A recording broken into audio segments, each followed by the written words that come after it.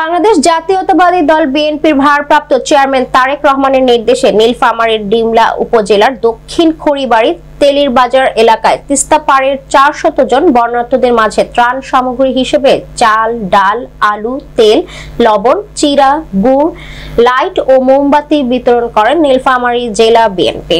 এসব উপস্থিত থেকে সংক্ষিপ্ত বক্তব্য রাখেন জেলা বিএনপির সভাপতি আখম আলমগীর সরকার, সাধারণ সম্পাদক জহুরুল আলম, ডিমলা উপজেলা বিএনপির সভাপতি অধ্যক্ষ মনোয়ার হোসেন প্রমুখ।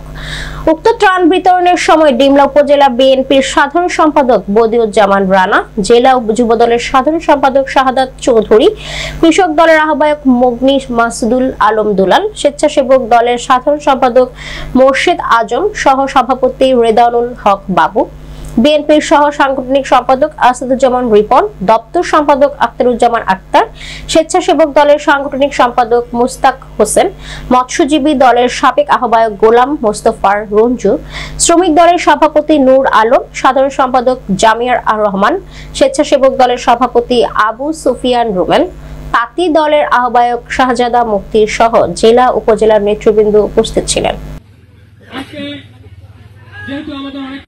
এই দুর্দশা নদী গর্ভে বিলীন বা নদী গর্ভের বন্যা পীড়িত মানুষের পাশে আমরা দাঁড়াতে পারছি।